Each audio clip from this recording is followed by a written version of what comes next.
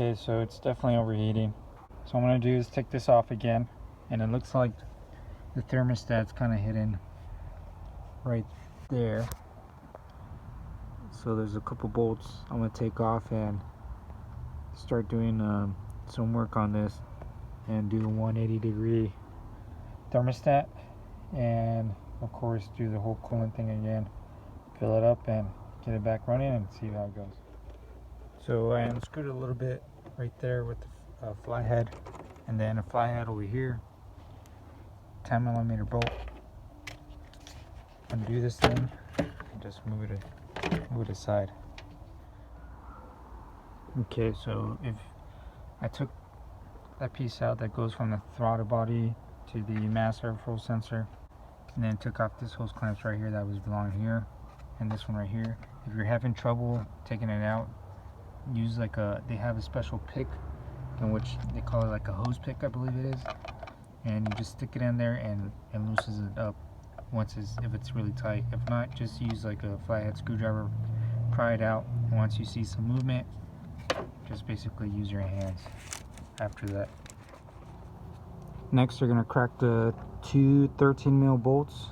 One of them will be right there, right in the middle of the screen, and the other one would be, if I could find it, I mean I could see it from here, but camera angle wise, and the other one right there. Two 13mm bolts. Both bolts are out, and just basically move it around and it should come right out.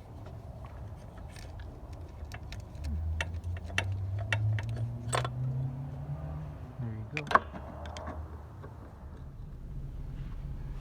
Okay, so I got back from the auto parts store and I got myself a thermostat, a new one. So I'm gonna put it on real quick and then do the whole process again of putting some coolant on it. See if it works or not.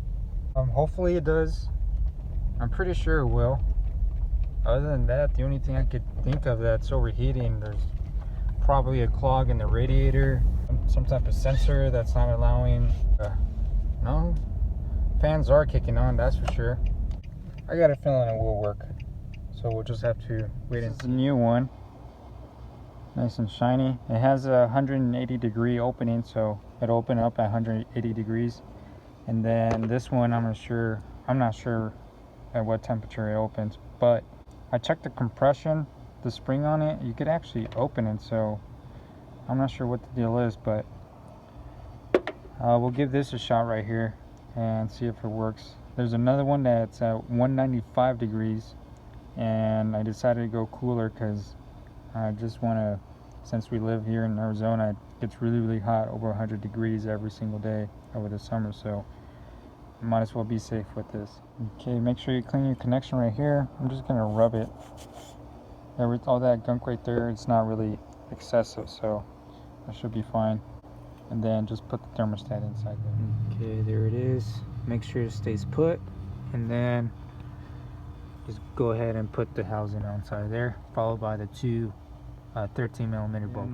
Hand tighten your bolts first, and then go ahead and use your ratchet. 13mm, and tighten it up. If you don't have a torque wrench, just say it. By the time you sense it's starting to tighten up, just go a quarter turn of the ratchet. So you don't want to mess up the threads on the bolt. You don't want to go too tight. Alrighty. Time to button everything up. So 2 bolts are tightened down, and then I just need to put back this hose clamp.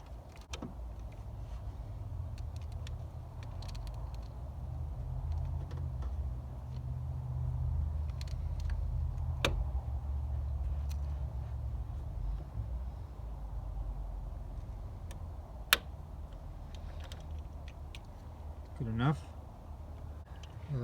Next we'll do the other hose, which was, I'm gonna figure out what this is. It broke off. Okay, save that for later. See exactly what it is. But I was actually looking for this hose right here.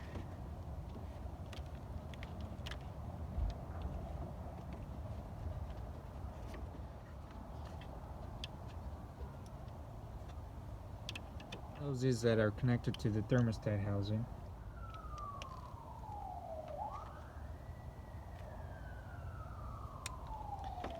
We got that. Man, this is junk. It's trash. Leave that there for now.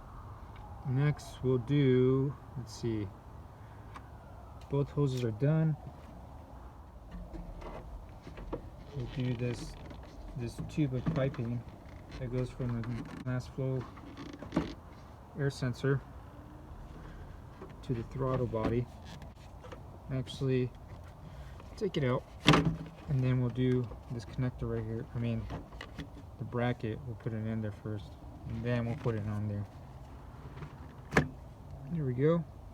Put this grommet on there. If it comes out, put it in. Put that vacuum line inside there.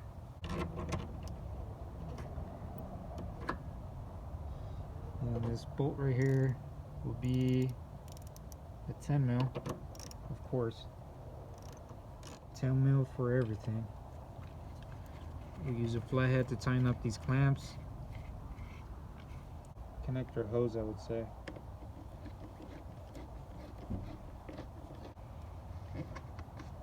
Double check everything, and I think that's it. Okay, so this is trash. Get my tools. This is trash. Give it some coolant.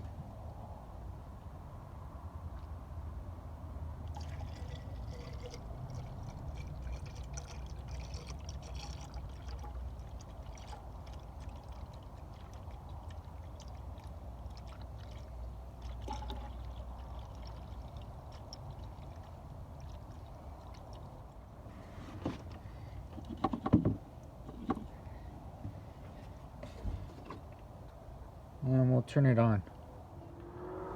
I figured out what this broken thing is right here. It's actually part of that. So I need to figure out what this is and then have that fixed too.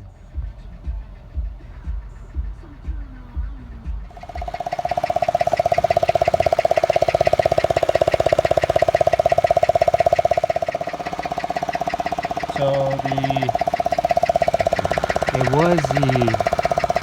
looks like it was the thermostat, because it was started to go over normal, and now the temperature dropped, and obviously I'm adding more coolant because I topped it off. Now I gotta top it off again, so I think it was thermostat. Gotta catch me riding dirty, gotta catch me riding dirty. Okay guys, I'm gonna wrap it up. Looks like everything's good. Temps is looking normal. The needle's staying right in the middle. It's not going anything above the middle, so thermostat was the issue. So got that out of the way and jump onto the next project of this car, which is that tubing that broke off. So I'll catch up with you guys later.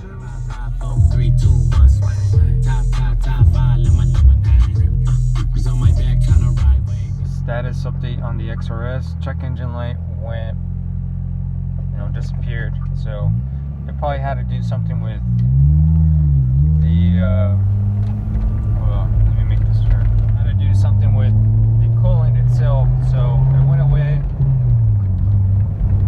Driving okay. Heater works. It wasn't working.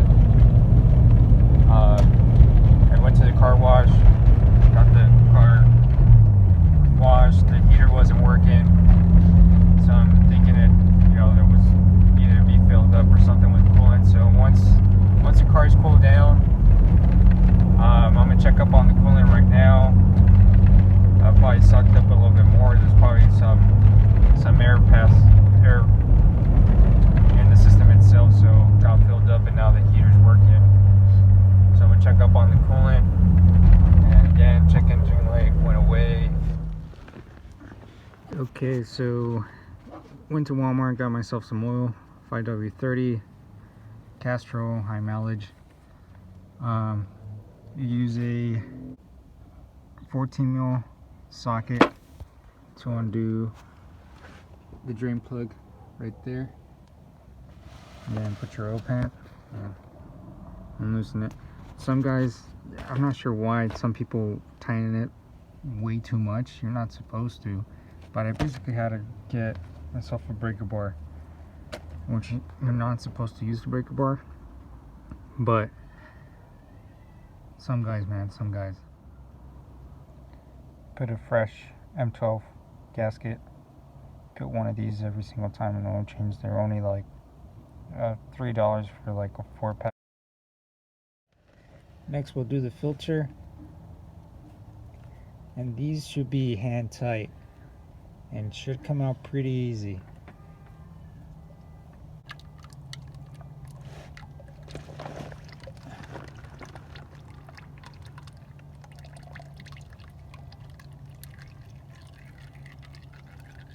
Just let it drain for a little bit like that, and then you can take off the filter, otherwise you'll just get it all over yourself.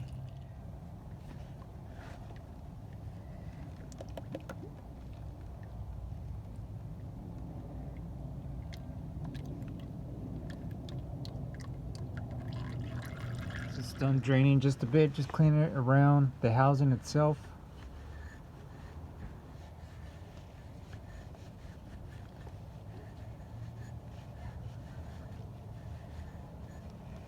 The new oil that you bought for the car, oil up the seal, crack it open, the jug of oil, your fresh new oil, and just rub it against the seal. Once you do that, go ahead and put on your fresh new oil filter. Hand tight. Don't use a wrench, don't do nothing, just hand tighten it. It's not going anywhere.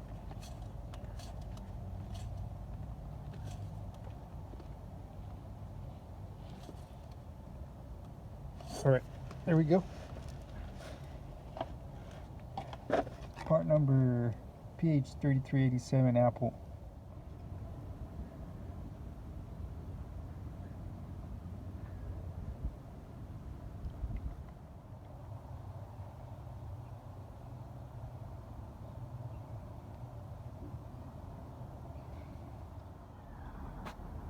So I brought down the car and kept the engine running for a little bit. Added 4 quarts and checked up on it just a little while ago once I brought it down and warmed up a little bit, and added half a quart more. And in the meantime, while the oil is settling, while we check it again, we are going to menu, oil life reset, press enter, acknowledged, back to info and see if it resetted. Oil life 100%. So we go to menu, then press enter for a couple seconds, and then it will say acknowledge, go back to info, and boom, reset the oil life.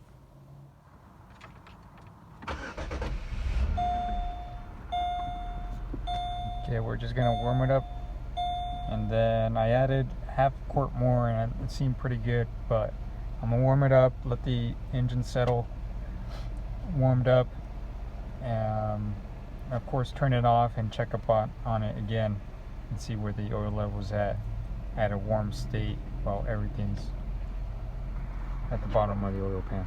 After running the engine for about 10 minutes, warmed up, and it used 4.5 quarts to fill up everything, so it's good to go.